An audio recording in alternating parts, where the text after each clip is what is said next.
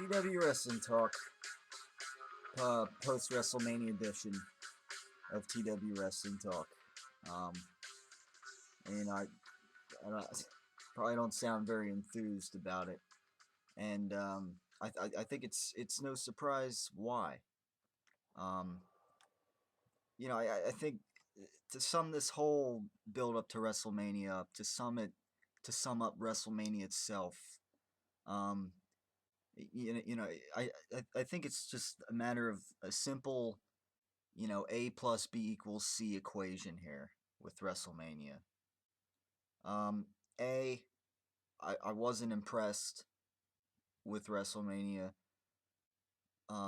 B, I wasn't surprised that I wasn't impressed with WrestleMania, which ultimately which ultimately means it was just a failure, a flat out failure. Um, I B that I wasn't impressed with the show, and I wasn't surprised that I wasn't impressed with WrestleMania. As many out there, I think the general consensus is that this WrestleMania was a letdown, a disappointment, however you want to put it. Um, but I think the fact that a lot of people like me saw it coming all the way, that we're not surprised that this was a fail. This WrestleMania was, not impressive. Just goes to show you that they did a poor job of the build up. Um, and the show was just not very good. Overall, top to bottom. Um, which equals C. It equals a failure. It equals the past few months. Last night, it was just a failure overall. And this is supposed to be an era where, supposedly we're supposed to be improving. I thought, I was under the impression that, oh, WWE's got to push new, they got new guys, they got new talent, and you know, are they gonna finally, ease up on on the Super Cena era and everything, and are they gonna push new talent? Are they gonna do the, um, etc. And you know, $70 they asked for it. That's, I mean, $70 for this pay per view. I just think somebody owes us an explanation. I mean, That's all. now I'm not gonna complain that that was that just didn't fit my budget. Um, now it's not the price itself that that I'm complaining about. I'm complaining about the content. Now, if you want to complain that you spent $70 on this pay per view and were totally disappointed, I don't have a lot of sympathy for you, because the bottom line with a lot of these pay per views, which to me aren't quite worth what they cost. There's a couple. There's like two simple solutions that I'll give you to it. Utah, give me two. Yeah, Utah, give me two. Um, One, I mean, it's really simple. One, you get a WrestleMania party together, and with a bunch of people that want to see the show as well. You get them to pay. You divide it up. I paid $10 for my show, and I don't even know if that was worth. I don't even know if that was worth it. I don't even know if the $10 was worth seeing this WrestleMania. Um, but you either do that, and instead of paying $70, you could just get away with paying a few bucks, maybe, with a big group of people, or you go somewhere that shows the pay-per-views like Hooters, and go see it for free. I mean, it's quite simple. You want to complain that, oh, $70, and yeah, I mean, I get that. These tough economic times, but there's simple ways around that. But the problem I have with this whole $70 thing is that WWE thinks that this pay-per-view, that these shows that they're putting on are something else. They're so special. And tonight on Raw, I'm sure we're not going to hear the end of how great Kane Cole try to make this WrestleMania sound, how great John Cena tries to make it seem, and it was just it's just gonna be a bunch of crap. I know. And especially I'm looking towards the future now. I mean, before I even get into this failure of a WrestleMania, I'm focused on other things. Like they're gonna finally use some of this other talent that is not getting pushed in the way they should. Are they finally going to who's gonna take the title from Cena, etc. And who's gonna take the title from a hideous world heavyweight champion we have in Alberto Del Rio, um, who just is not over. He continues not to do anything to get over to me, and the World Heavyweight Championship, did not belong, up for grabs between Del Rio and Jack Swagger. It's plain and simple. Um, but again, the build up to this WrestleMania, I don't want to go back and continue to, say how much of a bore it was, because for weeks I've done that for several weeks now, and I don't I want to look to the future, but since this is TW Wrestling Talk and it's the day after WrestleMania, um, I'm gonna talk WrestleMania here. Um, before you know, I got let's get this out of the way on this edition of TW Wrestling Talk, and then let's focus on the future. Um, the bottom line. I mean, WrestleMania. There's always gonna be some good moments. There's always gonna, there should always be, at least one good match. But obviously, you would think hopefully more, but this WrestleMania that wasn't quite the case. I think the general consensus here. I'll talk about the good first, even though it was kind of more overshadowed by the bad. The general consensus is that the Undertaker and CM Punk had the best match of the night. That's the general consensus.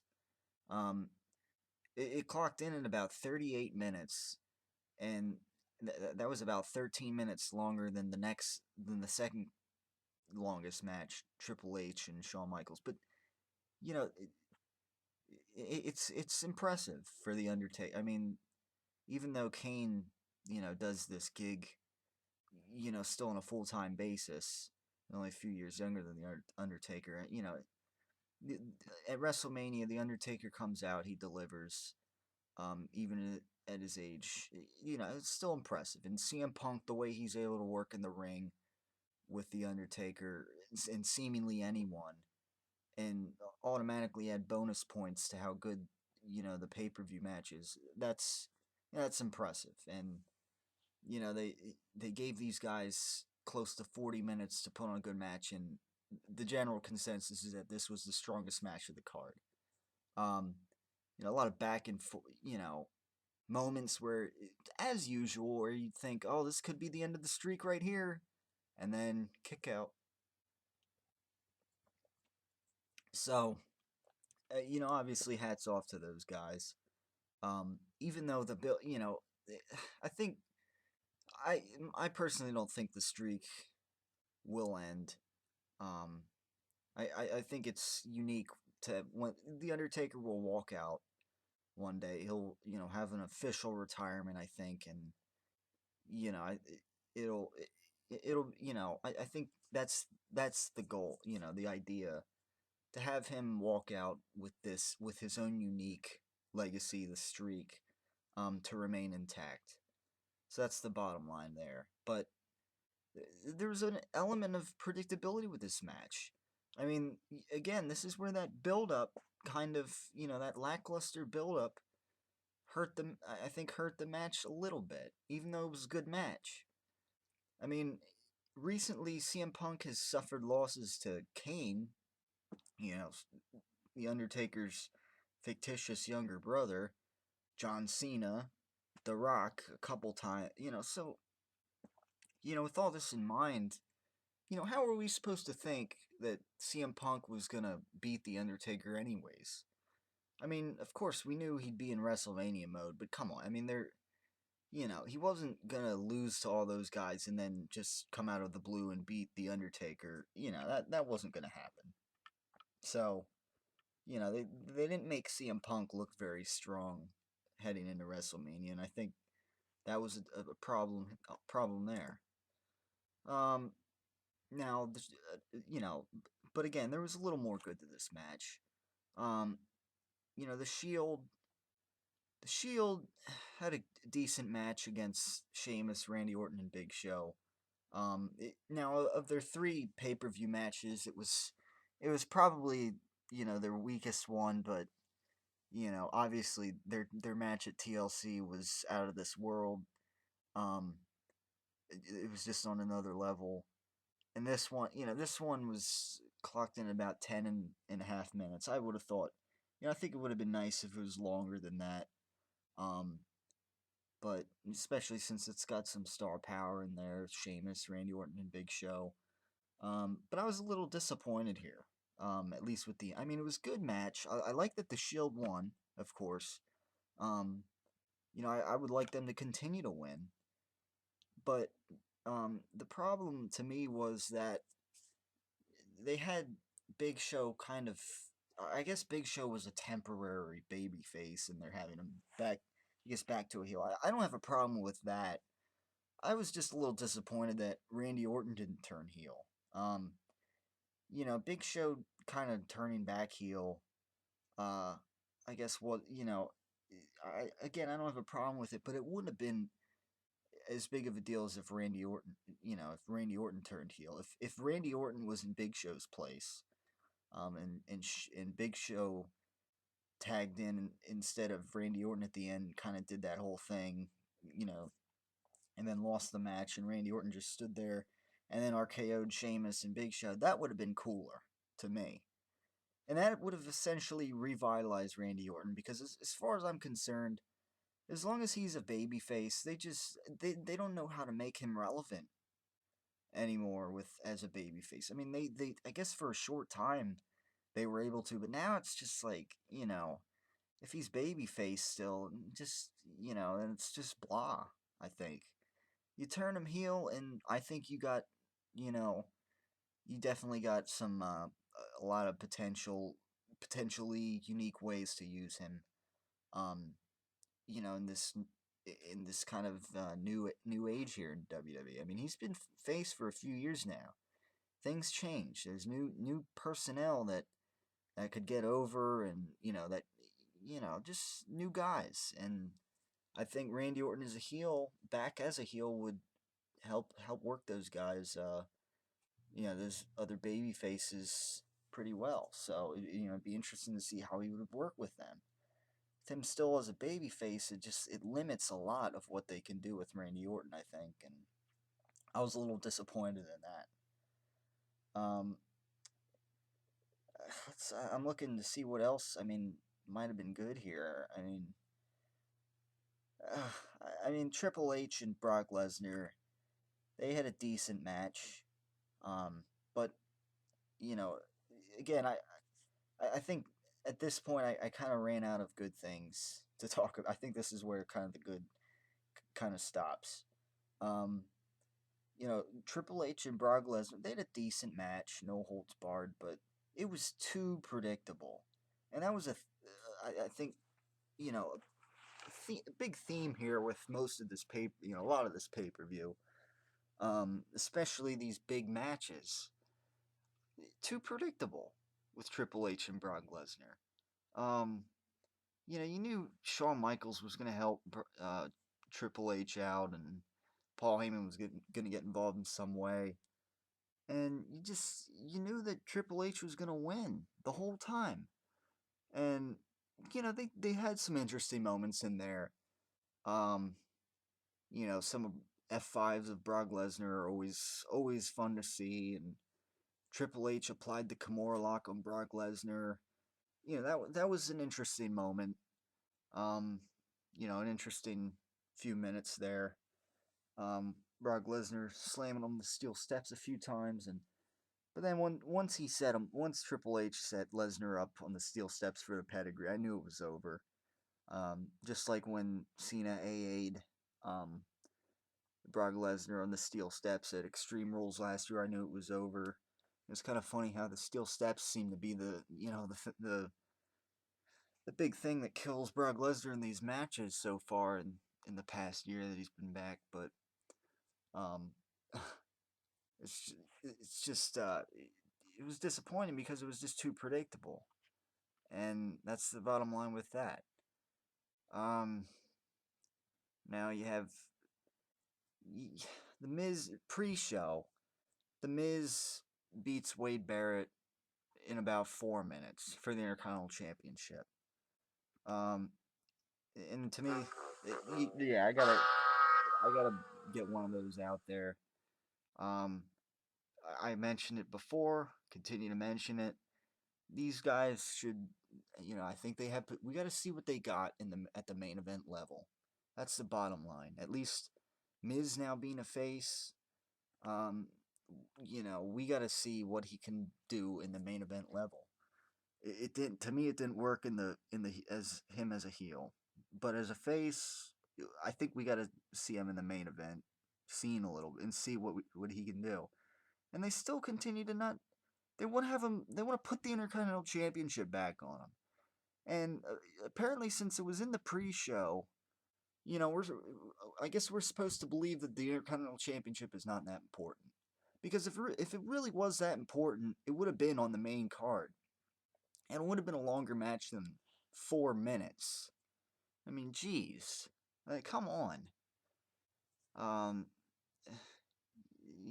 it's just that was disappointing. And now that the Miz is Intercontinental Champion, you wonder how long he's gonna have that, and which also means you wonder how long it's gonna be until he actually even gets a taste of the main event picture. Um, Pathetic by WWE. Pathetic move. Um, Ryback against Mark Henry. I guess they're gonna have them rematch at Extreme Rules. Um, that's I guess that's all right. I don't know. Ryback has not won very much in a long time, and they got to start having him win at Extreme Rules. They got to have him win, and they have to have him build momentum because this year they got to see what he's got in the main event picture as well. Um, and I'm hoping he's the guy that beats John Cena for the WWE Championship when John Cena does lose it. Um, but obviously they're gonna have to build Ryback up. So given the fact that he was attacking Mark Henry after the match, it's obvious they're gonna face again in Extreme Rules, which is actually gonna be 6 weeks um, from that. So WWE does not do a good job in 6 week, with these 6 week build-ups. The past few pay-per-views that have had that big gaping hole, they have not done a good job with it. And so they better, now that I just brought that up, they better do a good job here with this 6 week build-up, because they're just, it's like they do not know how to build up a car, build up a good card anymore, and especially 6 weeks, they have a tough time doing that for some reason. So, um, Team Hell No defeated Dolph Ziggler and Biggie Langston. Now I'm glad Team Hell No won because I don't think Ziggler and Langston um should be tag team champions. But the fact that it had to be in 18 seconds, I mean, come on.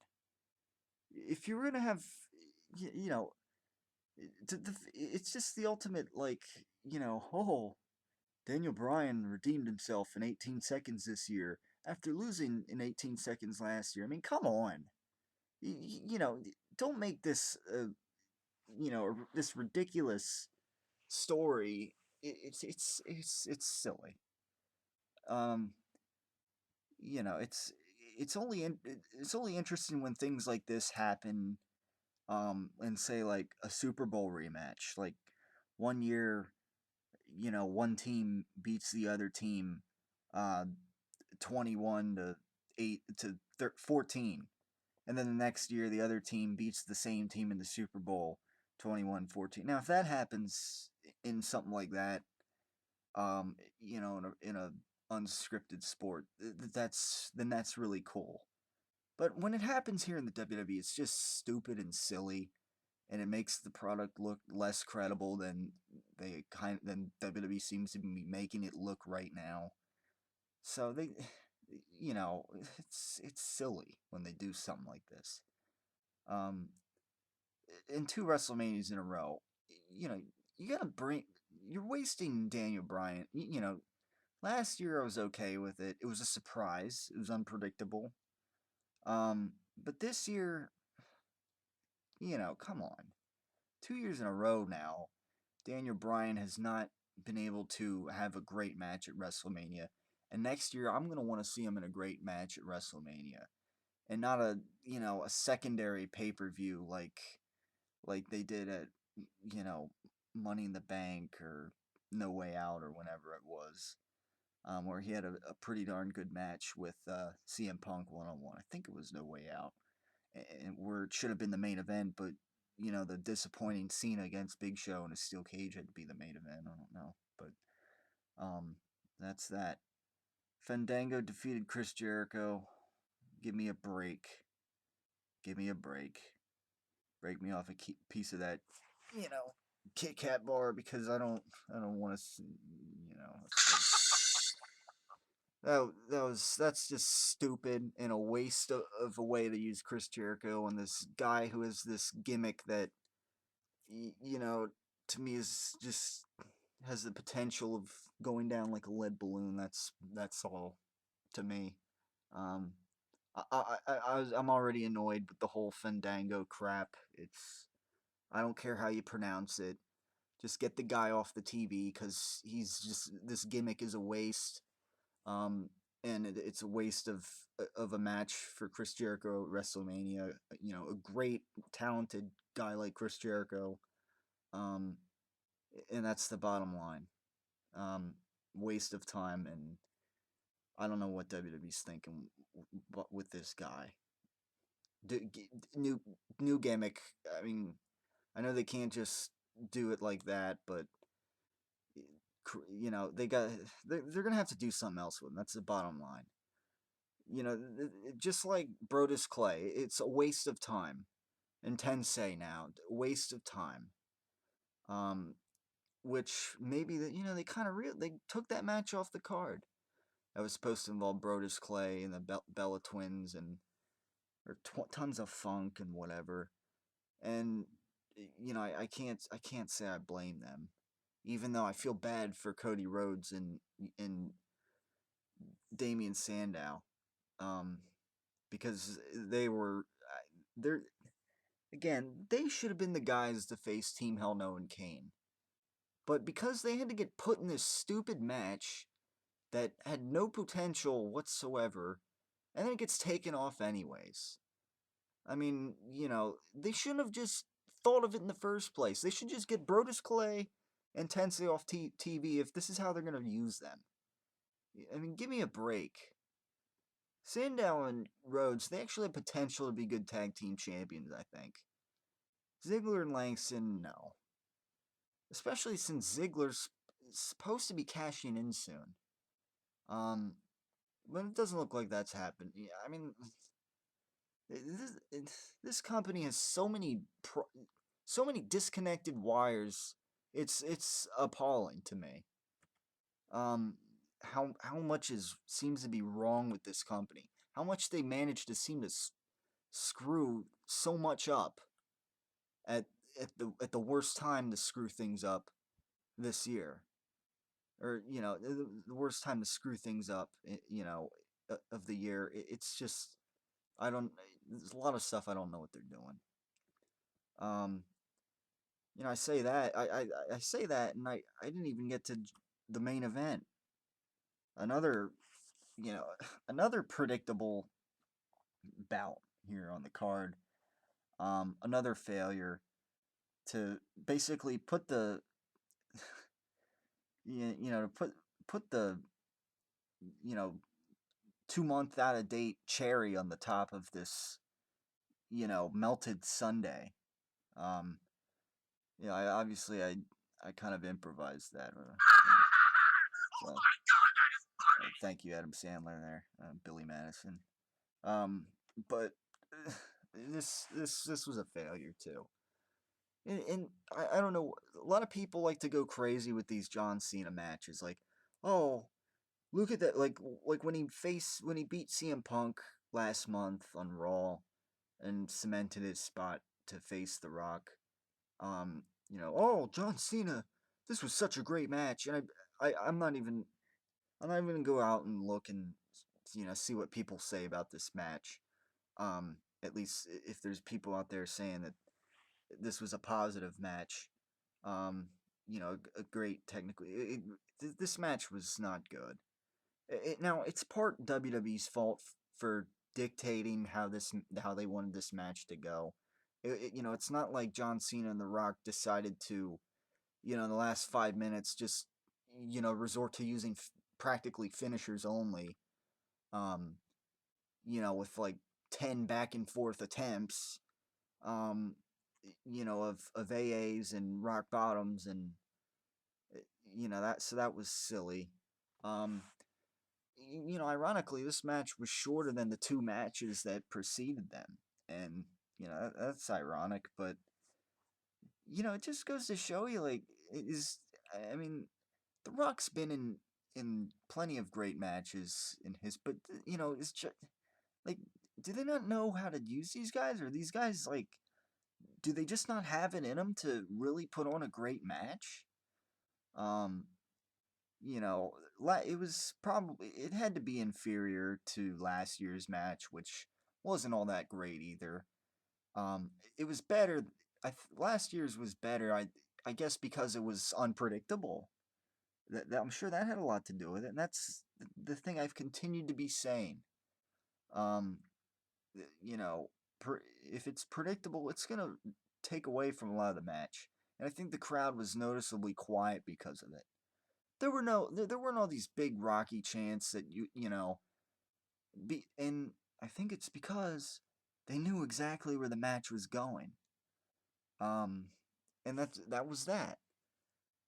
You know, they had a couple moments in there where it was, decent wrestling, but it was dominated by, looking into the crowd and seeing how they're reacting and you know just silly stuff.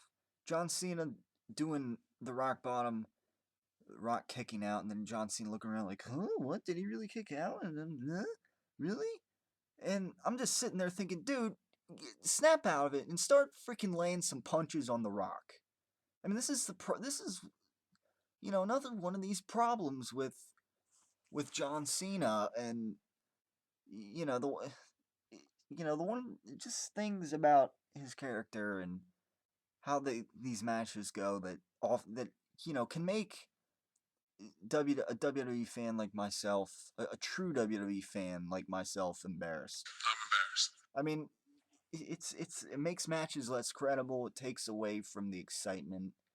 And already there's a lot less excitement when it's clear where this match is going, and it just that's that. Um, maybe the most notable part was when John Cena was it looked like he was stealing the people's elbow again, like he did last year, but then he was baiting the Rock into, he just hung on the ropes and he was baiting the Rock in, went to AA him, and instead it got countered into a rock bottom, of course, and it was, but then Cena kicked out of it. So some highlights, but then at the end of the match, it was so stupid. It's like they were just taking turns attempting finishers and countering them. That's silly. It makes it look like they're one trick ponies. And in the main event at WrestleMania, with a 13-time world champion and The Rock, enough said, it looks silly. In my opinion, that sucked. And I mean, it's just, you know, and then John Cena finally got the win, of course, and unsurprisingly. Um, but you know, and what better time at WrestleMania than to have like, you know, John Cena pull out like a new unique move to finish The Rock off instead of a predictable AA or you know, it's just silly. Um, you know, and it's it's definitely a lot of WWE's fault how they wanted to articulate the match, but it just was it was a bad move um on WWE's part to do it the way they did it, and you know I guess The Rock and Cena may be some to blame there too. You know, just I get the impression sometimes that John Cena is like he really limited like this so limited in matches. I mean, you know, um, this time he didn't even attempt a Hurricanrana. Maybe I mean maybe because you know he botched it last time. I don't know, but this is just you know it was mind boggling to me how also King and Cole wanted to play this up like the crowd was split 50-50 and you kidding me? Yeah, the crowd was split 50-50. I mean, what were you drinking, Michael Cole? I mean, he's yeah, this crowd was 50-50 all right. John Cena was getting booed. He was getting plenty of boos. Um you didn't see The Rock getting booed. Every time Cena would throw a punch, he'd get the boo and then you know, of course, The Rock would throw a punch and then they'd get the yeah and you know those back and forth punch sequences and yeah, that goes to show you right there. Yeah, 50-50, Michael Cole. Now I know that's not entirely Michael Cole's fault. He's doing his job. You know, I'm not trying to bash King and Cole and JBL, of course, because they're you know they're good guys. But it's what WWE tells them to say. I mean, they, they got to be stupid to be telling Cole like, all right, tell him that you know in the earpiece or whatever. All right, tell him that oh this is 50-50 and give me a break. It's just stupid things like this that WWE tries to convince us are true that you got to be absolutely delusional to believe. I'm sitting there thinking they're like are you really telling Michael Cole to say that this is 50-50? Your sister.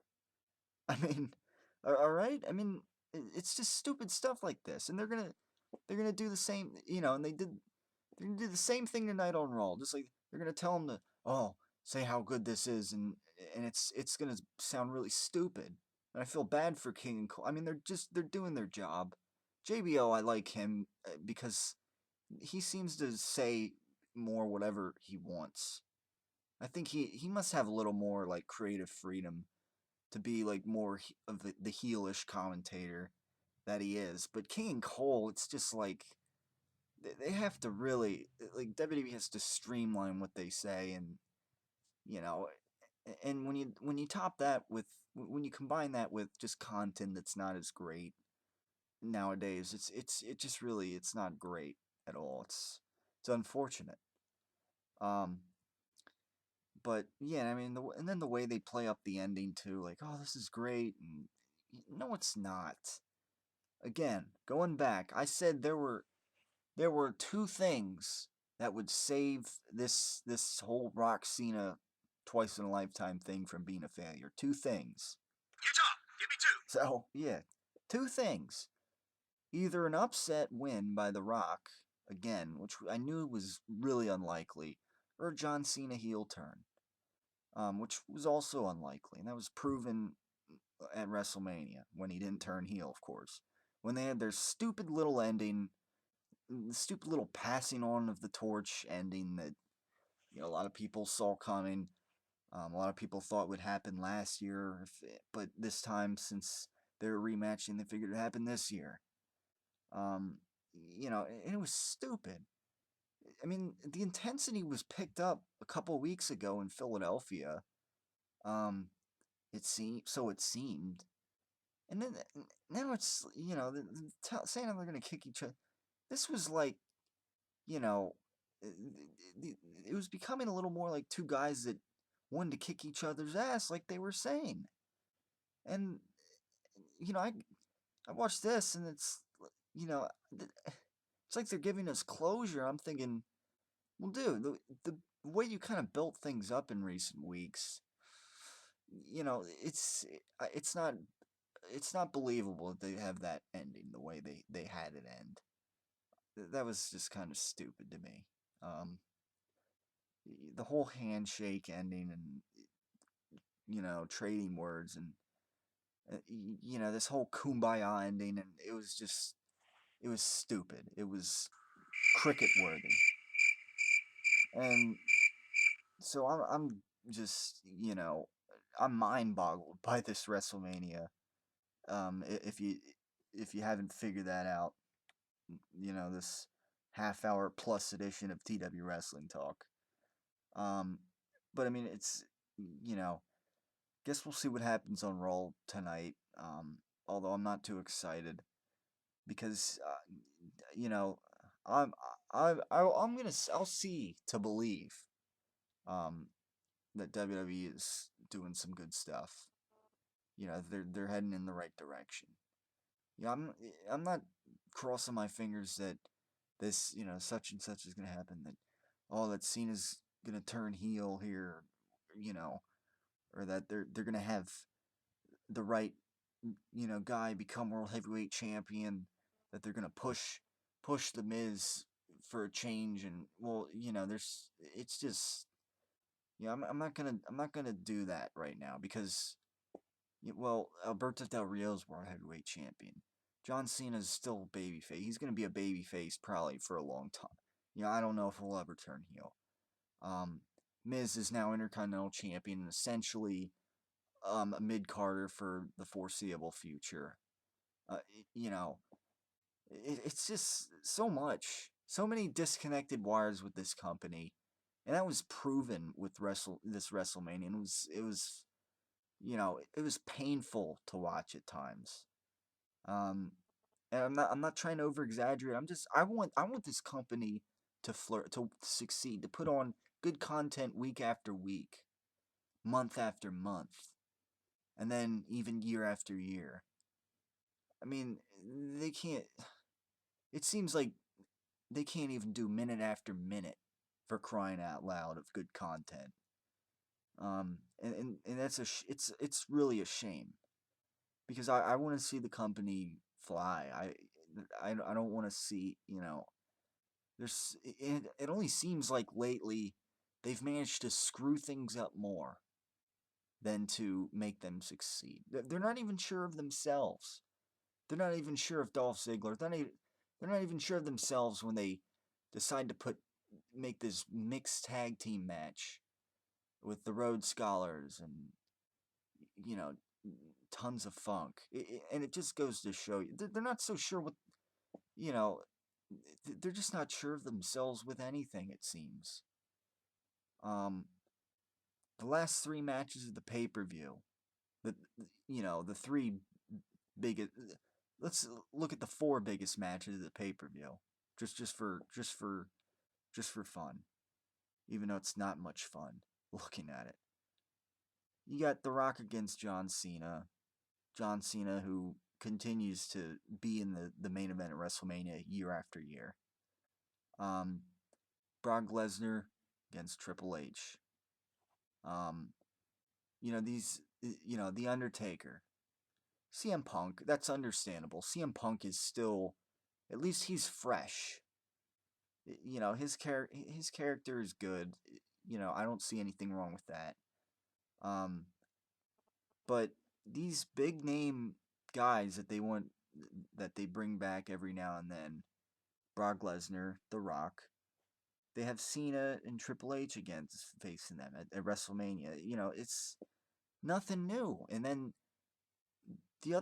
probably the fourth most important match of the pay per view, in the World Heavyweight Championship match, Alberto Del Rio and Jack Swagger, two guys that aren't just like slapped together in a World Heavyweight Championship match. I don't know, two guys who aren't even over to me, and it just all this in mind just makes for a waste of a WrestleMania.